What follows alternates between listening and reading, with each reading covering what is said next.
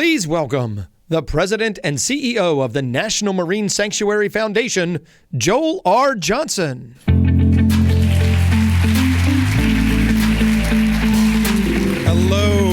Hello. Good morning, everyone.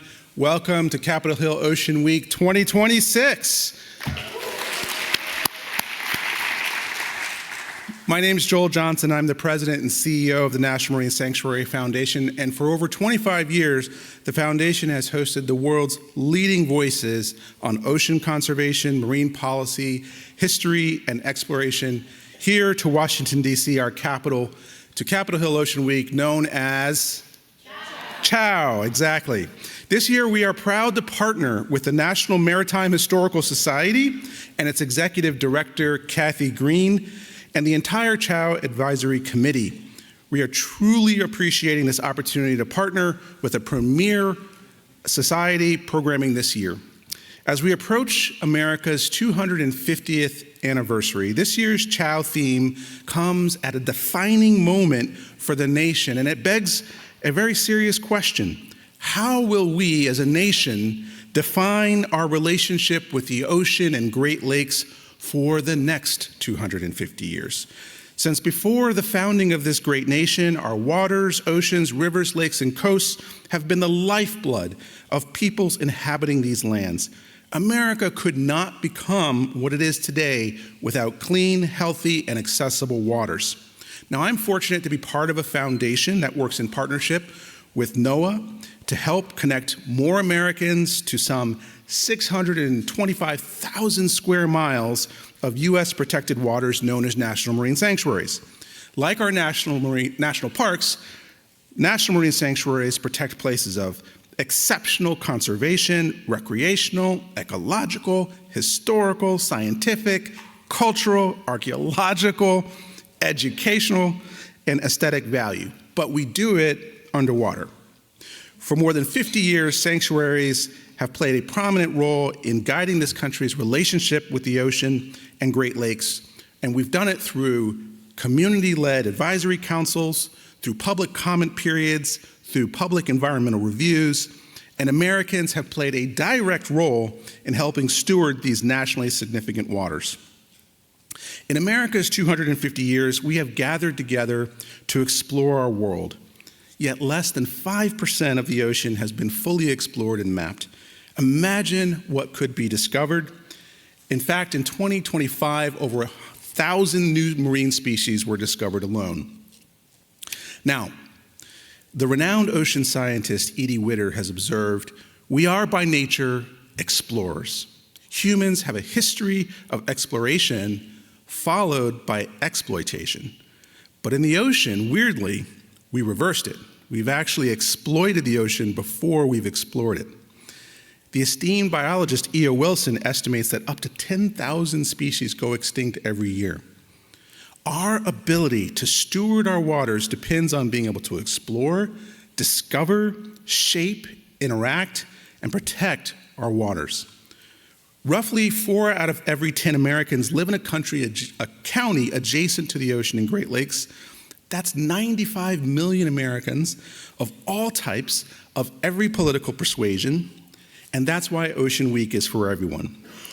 As we say at the foundation about our sanctuaries, these are your waters, these are our waters, these are waters for all.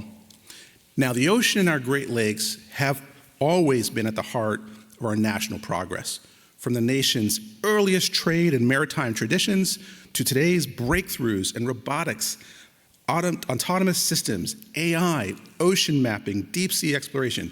And we are going to have, over the next 2 days, a robust conversation about breakthroughs and technologies that are changing our history, our ocean, and our future.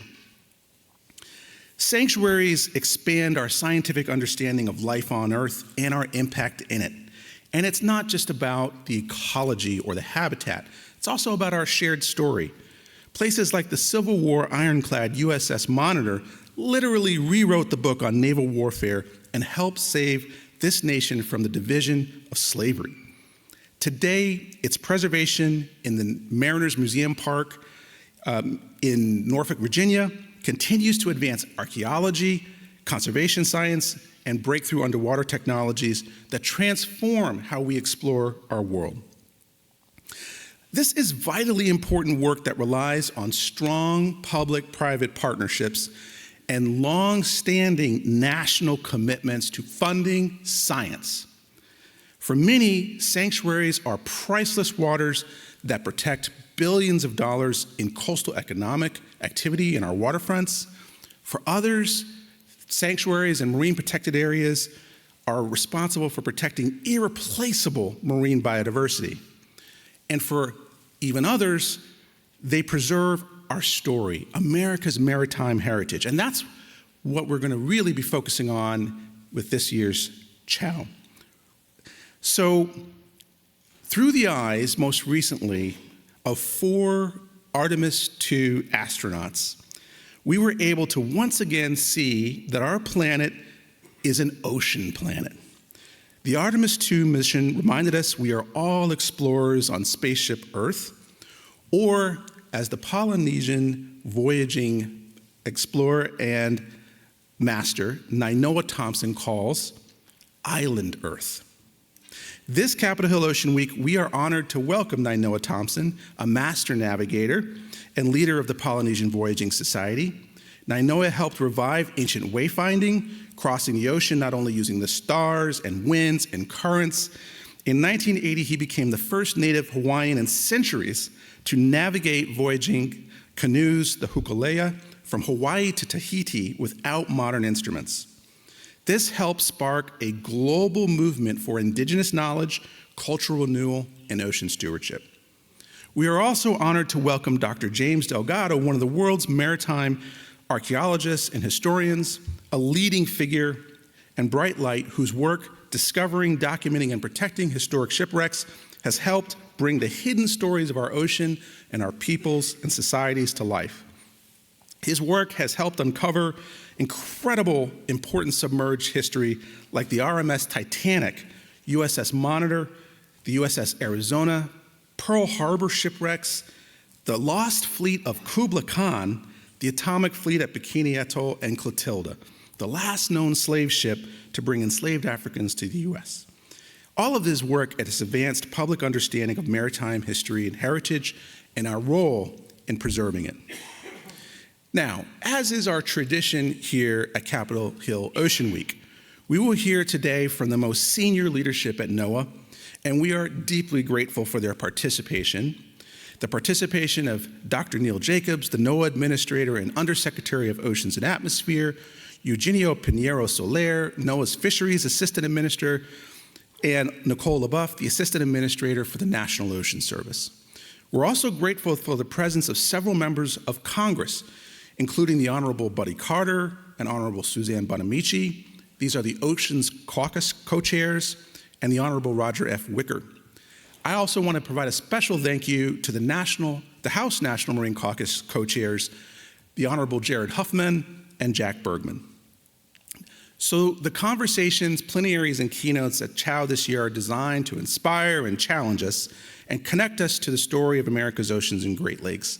We couldn't do this work without the sponsorship and support of many great organizations and companies, and I'm going to name just a few: NOAA, Yamaha, the National Marine Manufacturers Association, Perkins Coie, the Marine Mammal Commission, Woods Hole Oceanographic Institute, Ørsted, AFCO, the National Park Foundation, the Nature Conservancy, Audubon, the Ocean Conservancy, the National Wildlife Federation, Tito's Handmade Vodka, the American Sport Fishing Association. I know that one always catches me, right? The American Sport Fishing Association, Worry Free Plastics, Bonefish and Tarpon Trust, DEEP, the Henry Foundation, the Summit Foundation, Steam Your Dreams, and many more.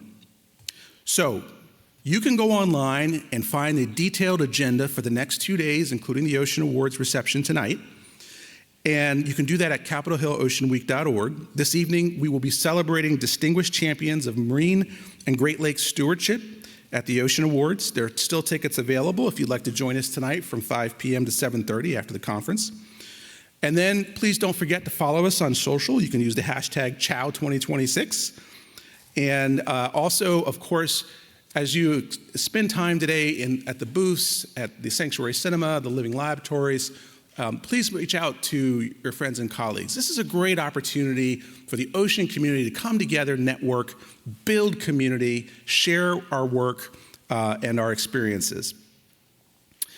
And I will just close before this opening keynote by saying that as America approaches its 250th anniversary, the plenaries and keynotes that you'll see over the next day remind us that our history, economy, our security, and the future is all tied to the waters that we love. How we will define our relationship with these waters in the next century, that's really up to us. We have an opportunity to create the next great chapter of ocean discovery, and we're only just beginning. And now I'd like to turn to our opening keynote. We are honored to welcome Dr. Neil Jacobs, NOAA Administrator, Acting Undersecretary of Commerce for Oceans and Atmosphere, serving in his second tenure leading the agency after previously serving in the same role during the first Trump administration.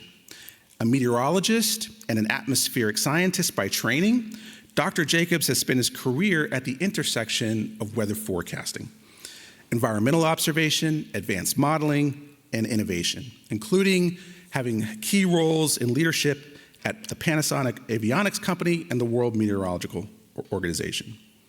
During his first tenure at NOAA, the agency advanced major milestones across the National Marine Sanctuary System, including the designation of Mallows Bay Potomac River National Marine Sanctuary, the nation's first new National Marine Sanctuary in 2 decades. So Dr. Jacobs is also an avid surfer. He's a boater and an angler and loves to spend time on the water. We're also pleased to welcome in conversation with Dr. Jacobs, Dr. Holly Bamford. She is the Chief Conservation Officer of the National Fish and Wildlife Foundation, one of the nation's preeminent organizations, funding and partnership organizations. Dr. Bamford has helped lead major national conservation and restoration initiatives, including the Gulf Environmental Benefit Fund, which was established following the Deepwater Horizon disaster, and has directed hundreds of millions of dollars towards coastal restoration, fisheries recovery and resilience, and long-term ecosystem stewardship in the Gulf. Prior to joining NIFWF, she also served in the senior leadership at NOAA, overseeing ocean, coastal, and fisheries programs. Please welcome to the stage Dr. Neil Jacobs and Dr. Holly Bamford.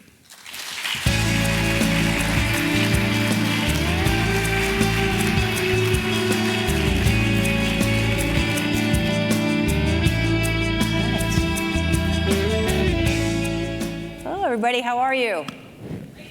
Good. Is this Tito's? Bummer. I think it's just water, Neil.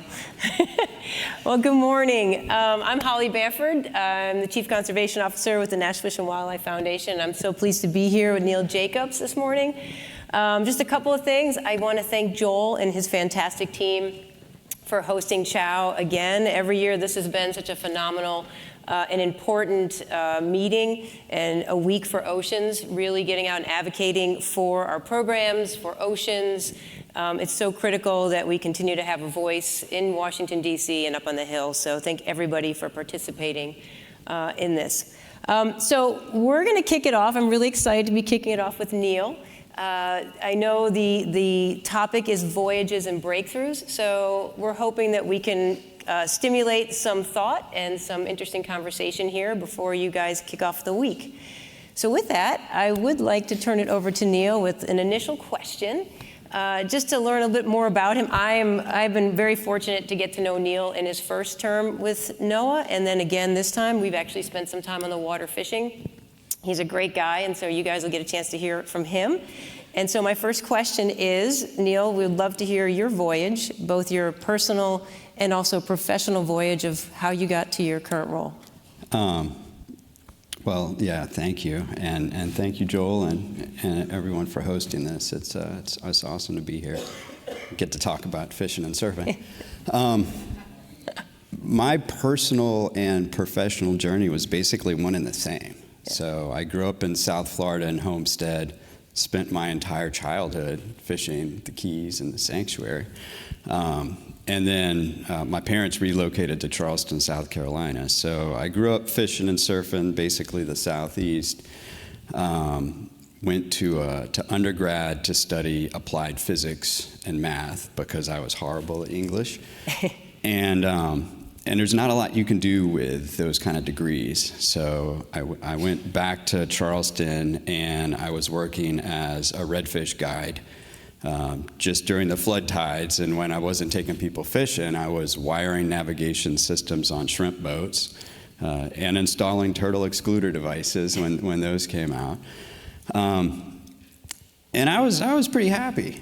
But the company that I worked with that was wiring the systems on the shrimp boats got the contract to wire a lot of the scientific equipment on NOAA's Ron Brown when they purchased it, I think 96, 97. So I was installing a bunch of the original rigging on the Ron Brown, and one of the PIs from NC State, Lynn Pietrafesa, who was actually chair of the NOAA Science Advisory Board at one point, came down to see how the install of his equipment was going, and he's like, "You should come to grad school."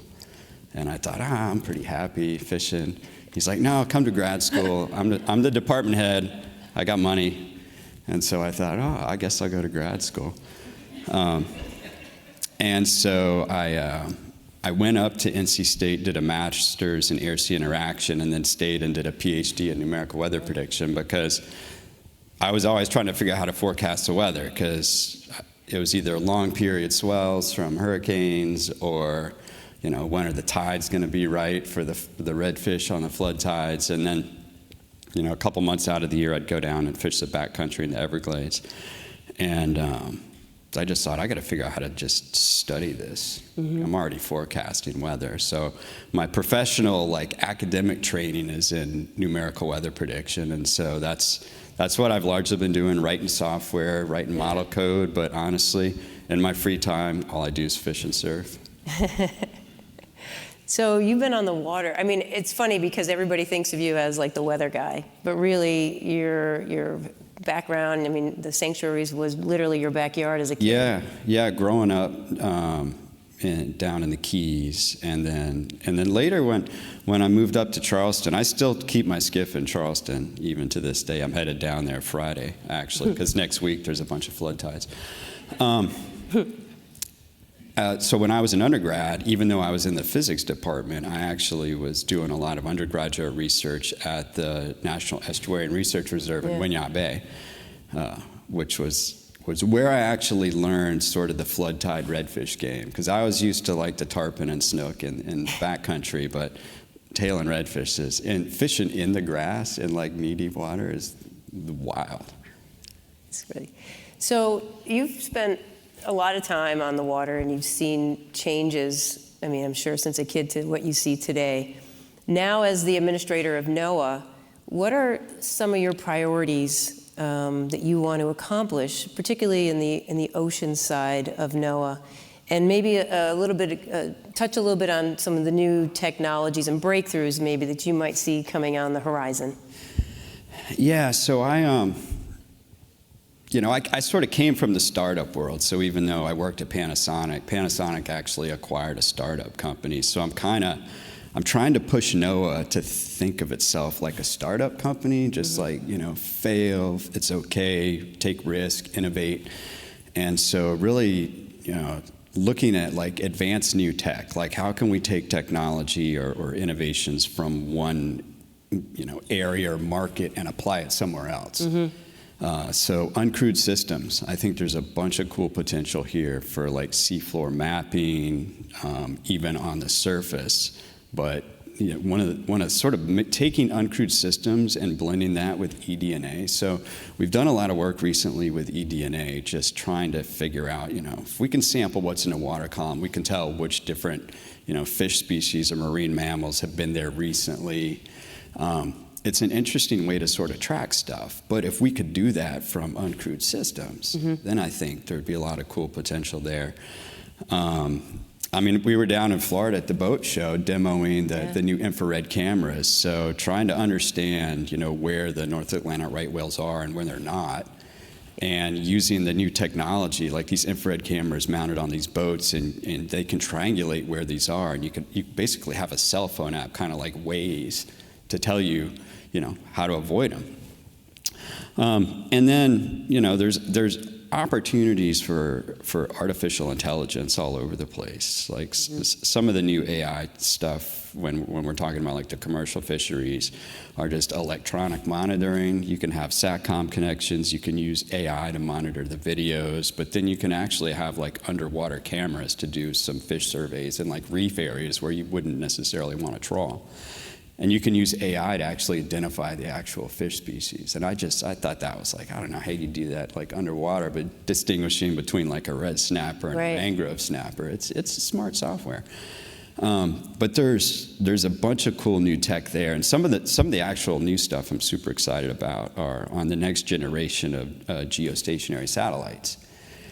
We're finally getting to the resolution capability that we might actually be able to track marine mammals from outer space. That's cool. Which, you know, given if you're looking at infrared imagery and the water temp is enough of a difference between their body temp, the resolution's there. So that would be a game changer. So, you know, really trying to push the agency in the direction of rapidly adopting new technology.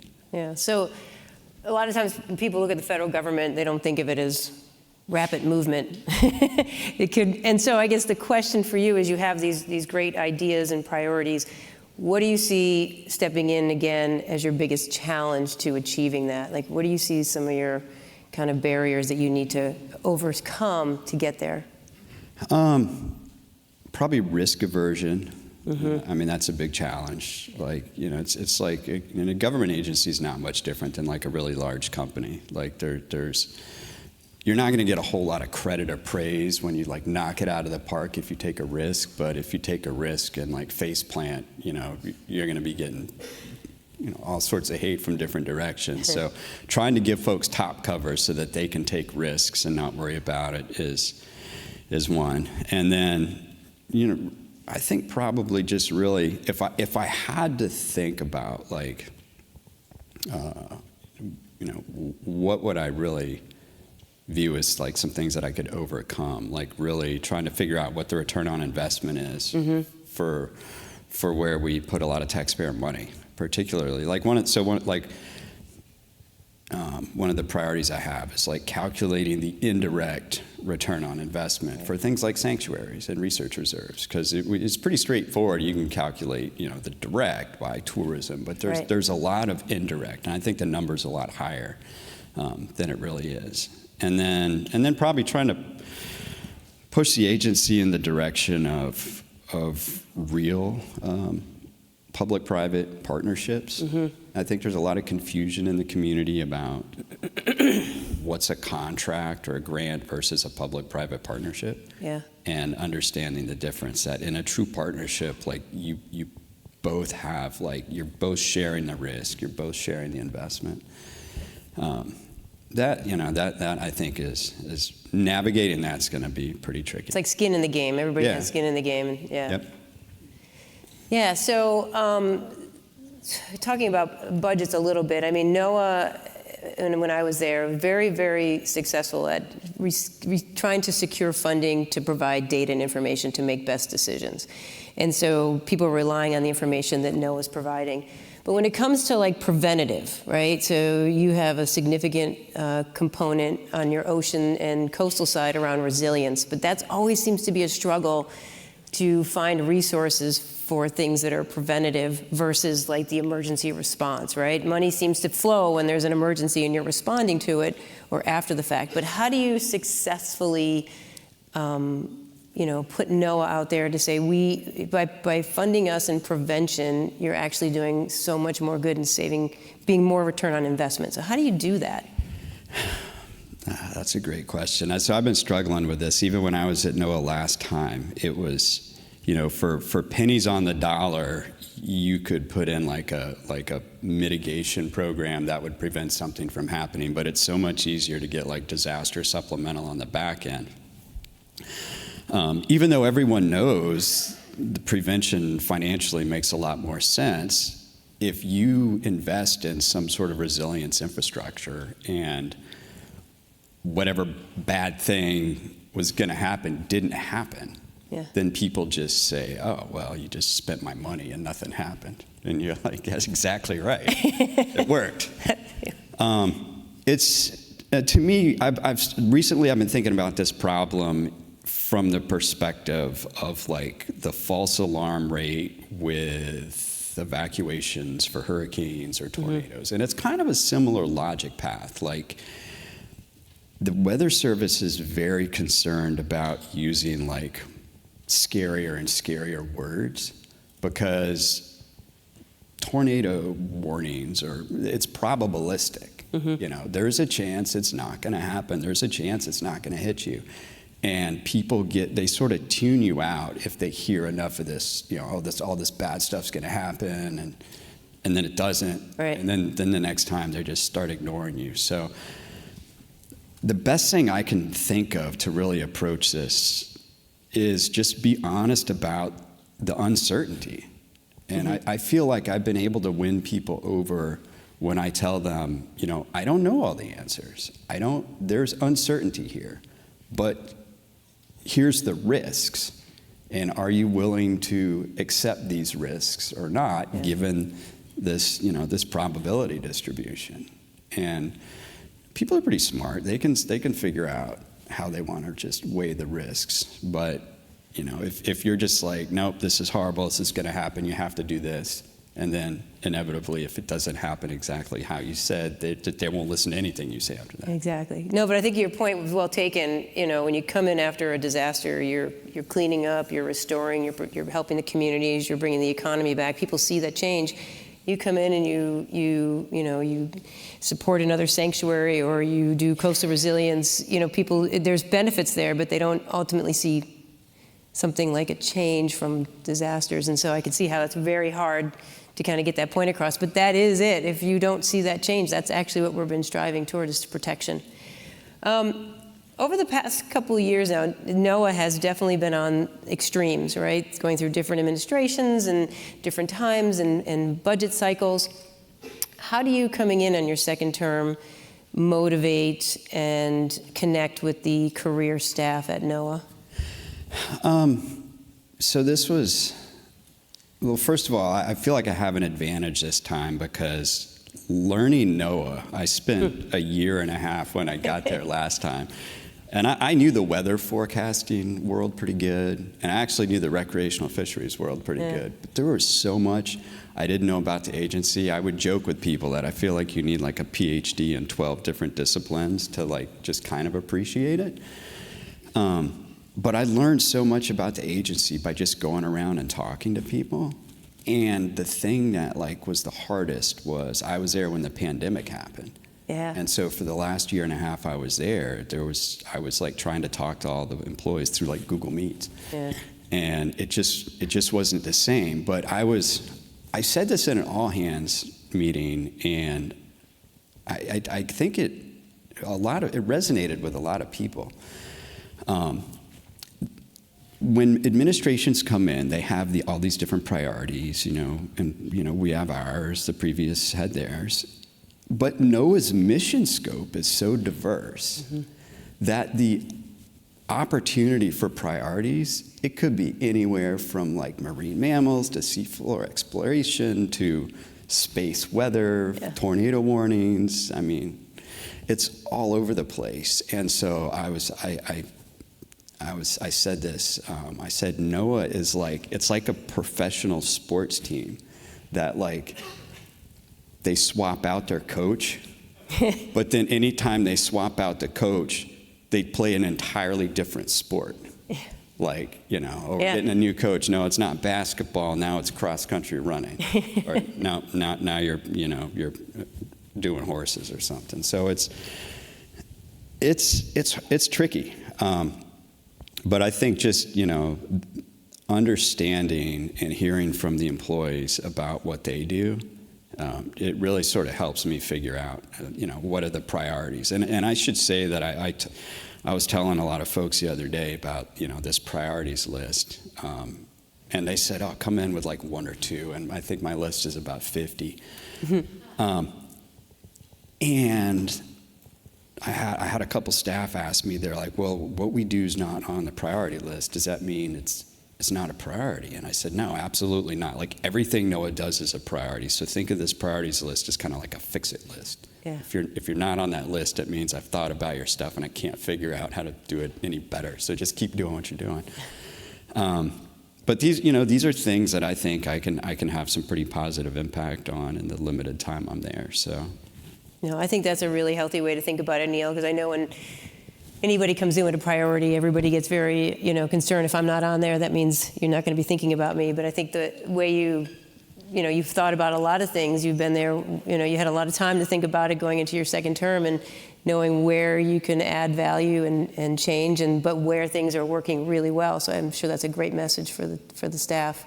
Final question before we go to break. I wanted to ask you, well, actually, I have two questions. The first one is, what's your favorite thing about being the head of NOAA?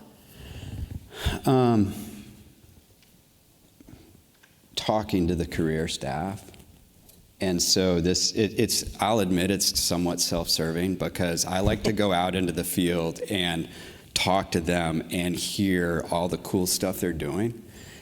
And it really means a lot to them to be able to the administrator's coming here and we get to brief the administrator and talk about all our cool stuff and they get super excited about it.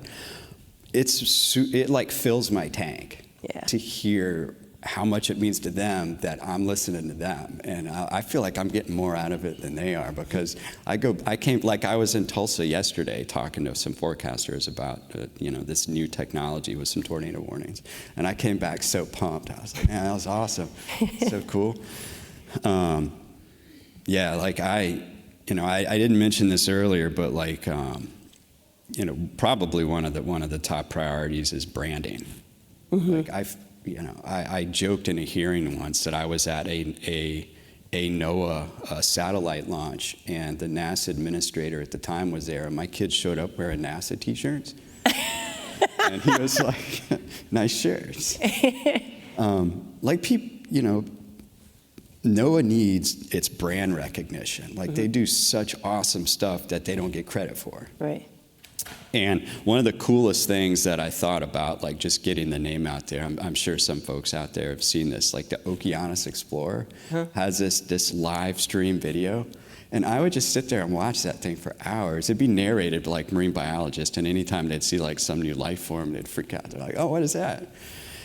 And my kids would sit there and watch it. And one year my kid wanted to dress up as a giant squid for Halloween. Because of the video feed off the Okeanos. But yeah, just getting to spend time with the staff and hearing all the cool stuff they do. Yeah. And then last question, because someone asked in the back, I think it was Diana, what's your ocean spirit animal and why?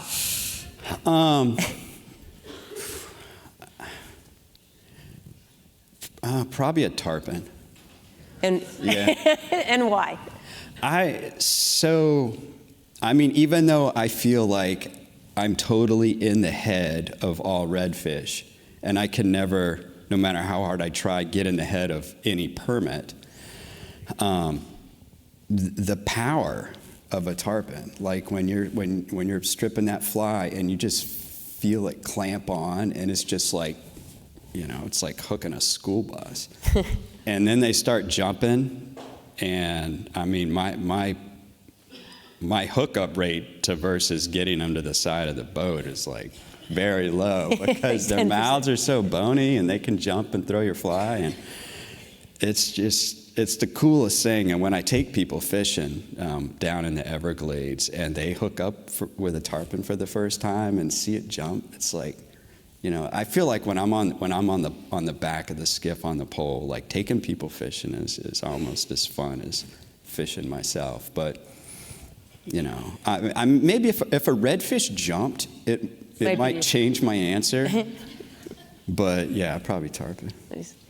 Well, Neil, I want to thank you very much I know you're very busy, and spending your morning here with us today and talking a little bit about your priorities, the challenges, opportunities, but also getting to know you, which was really nice. So thank you for your time, and thank you to the Sanctuaries Foundation for this morning.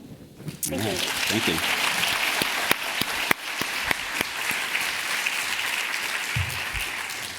Thank you so much, Dr. Jacobs. Thank you so much, Dr. Bamford, for that really interesting conversation. It was very enlightening to get to understand and hear a little bit about your experience, especially now in your second term in the administration. So thank you so much for speaking with us this morning.